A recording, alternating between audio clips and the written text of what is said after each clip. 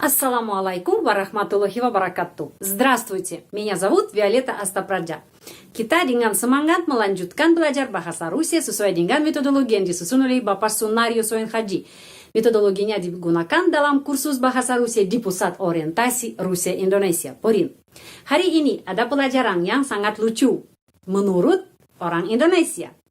Kenapa? Karena ada kata kerja berdiri dan ada kata kerja berbaring yang orang Indonesia menggunakan untuk benda bernyawa, untuk orang atau untuk binatang atau untuk burung, ya.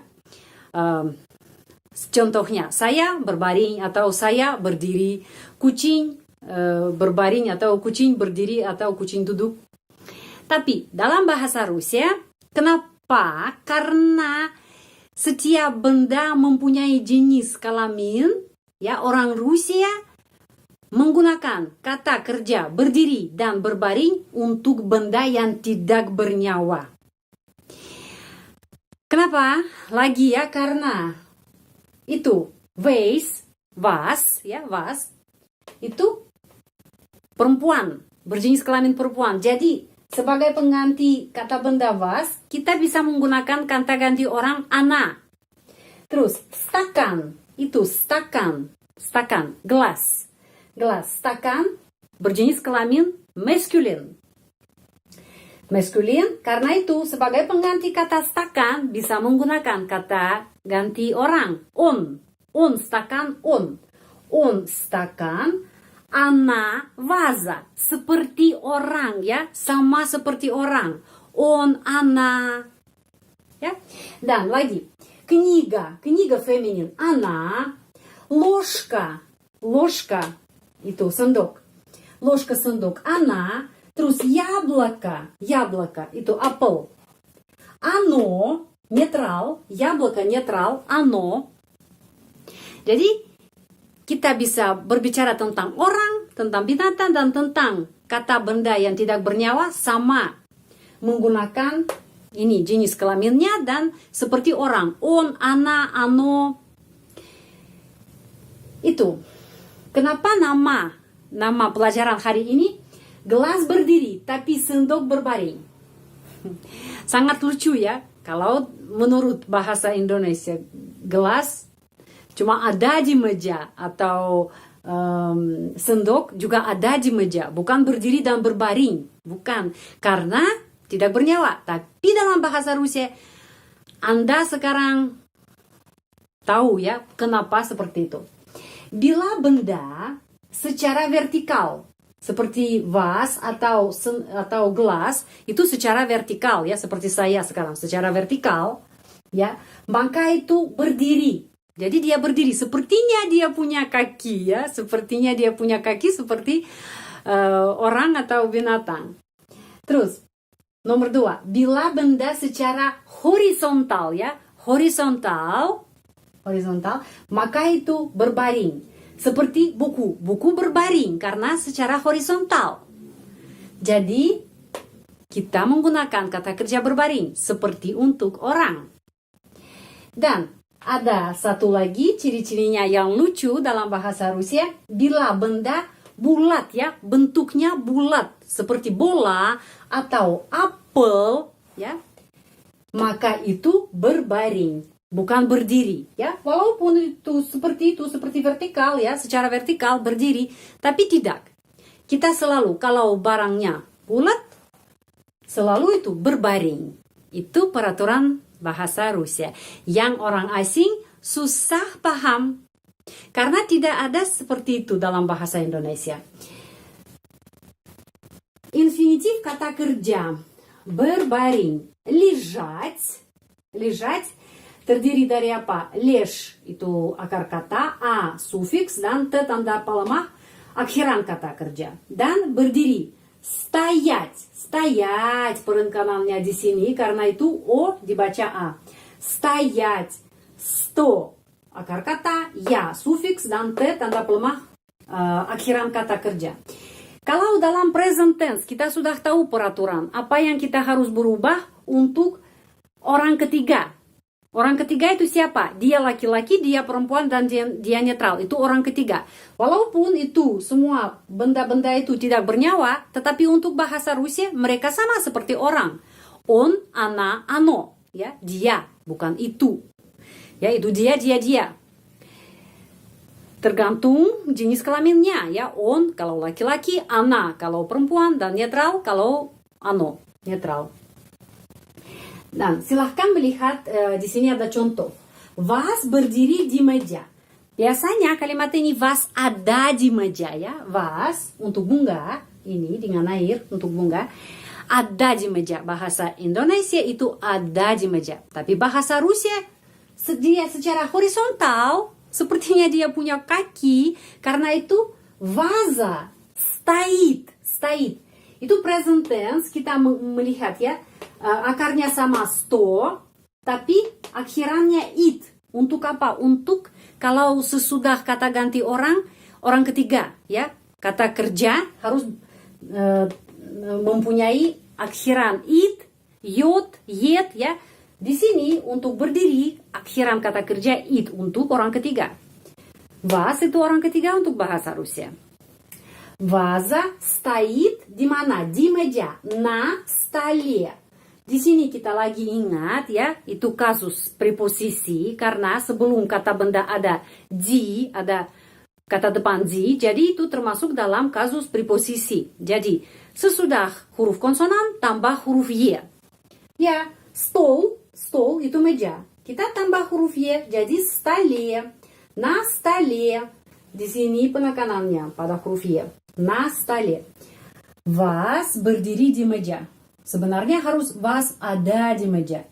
Ваза стоит на столе. Seperti dia punya dua kaki. Lucu ya, ciri-cirinya lucu bahasa Rusia. Tapi tanpa penjelasan, orang asing tidak bisa paham, tidak bisa masuk akal. Bagaimana itu ya tentang barang yang tidak bernyawa, tentang benda yang tidak bernyawa. Terus, gelas berdiri di meja. Kita bisa melihat ya gelas secara vertikal juga. Jadi dia punya kaki ya seperti itu. Stakan, gelas itu stakan. Berdiri. Стоит di meja. На столе. Стакан стоит на столе. Gelas berdiri di meja. Sebenarnya gelas ada di meja. Terus buku berbaring di meja. Sebenarnya buku ada di meja, tapi untuk bahasa Rusia buku berbaring karena secara horizontal sama seperti orang atau binatang berbaring. Secara horizontal ya di meja, buku книга berbaring. Лежит на столе. Лежит kita bisa melihat леж itu akar kata ya, леж akar kata. Terus tambah akhiran it. Kenapa? Karena present tense dan sebelumnya ada itu, orang ketiga. Itu bukan orang ya, itu barang. Kita sudah paham itu barang. Tetapi untuk bahasa Rusia, ложка, она, книга, она, стакан, он, ваза, она, sama seperti orang. Kenapa? Karena dulu ya pada masa kuno, orang Rusia percaya tidak hanya orang mempunyai jiwa, tetapi setiap barang mempunyai jiwa. Karena itu ada jenis kelaminnya. Ya, sejak abad ke-5 Masehi. Itu sudah lama sekali. Tapi sampai sekarang begitu. Karena itu buku berbaring seperti orang. Terus ada lagi. Apel berbaring di meja. Atau apel ada di meja. Apel bentuknya bulat ya, dia bulat. Kalau barang bulat, bentuk bulat, itu tidak boleh berdiri. Itu berbaring karena bulat.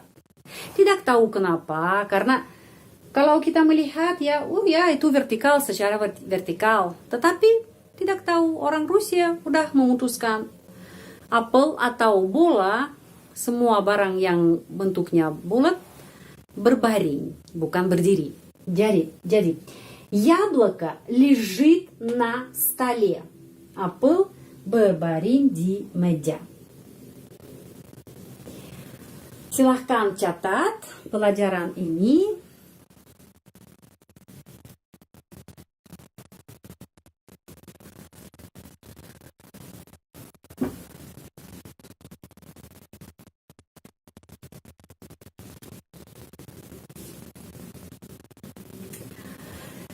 Sekarang, kalau kita bertanya ya, ada pertanyaan juga. Kenapa tidak, mungkin boleh tidak menggunakan kata kerja berdiri dan berbaring. Cuma gelas ada di meja ya. Jadi gelas di meja ya tanpa kata kerja. Gelas di meja, buku di meja, apalagi apel di meja, sendok di meja, boleh juga. Kita sudah belajar yang itu. Sudah belajar kemarin ya. Vas di meja juga bisa. Begini. Jadi begini. Vaza langsung na stole. Ya, tanpa ini. Tetapi kalau Anda sudah mulai berbicara sama orang native speaker dan mereka bilang ваза стоит на столе, яблоко лежит на столе, книга лежит на столе. Anda bisa tangkap kata-kata dan tidak masuk akal. Kenapa kata kerja berbaring dan berdiri? Tetapi sekarang Anda sudah tahu. Tapi juga boleh kalau tanpa kata kerja ini. Gelas di meja, begini, стакан langsung на столе, buku di meja, книга langsung на столе, terus sendok di meja, ложка на столе. Dan di sini ложка, kenapa huruf J? Ya, kenapa huruf J pengucapannya sh? Karena sering dalam kata huruf J pengucapannya sh. Sering. Seperti suami, muž. Kita menulis muž. Ada huruf J. Tapi pengucapannya sh, muž. Dan di sini juga ложка. Ada huruf J. Tapi pengucapannya sh, ложка. Ложка. Sendok di meja. Boleh tanpa лежит. Tidak usah omit. Ложка langsung на столе. Apel di meja. Яблоко на столе. Juga boleh seperti itu. Tetapi kalau nanti Anda sudah mulai berbicara sama orang native speaker Rusia, dengar kata kerja ini dan tidak mengerti kenapa berdiri dan berbaring. Sudah, pelajaran ini sudah selesai. Jika Anda tertarik dengan pelajaran bahasa Rusia di channel ini, silahkan tombol subscribe. Tekan tombol subscribe. Sehat selalu. Будьте здоровы. Terima kasih banyak. Большое спасибо. Dan juga belum sampai ketemu lagi ya. Jangan lupa gabung ke grup WA yang kita sudah ada. Cuma kirim nomor HP Anda via email saya. Email saya sudah ada di channel ini. Sudah ada. Sudah, sampai ketemu lagi. До свидания.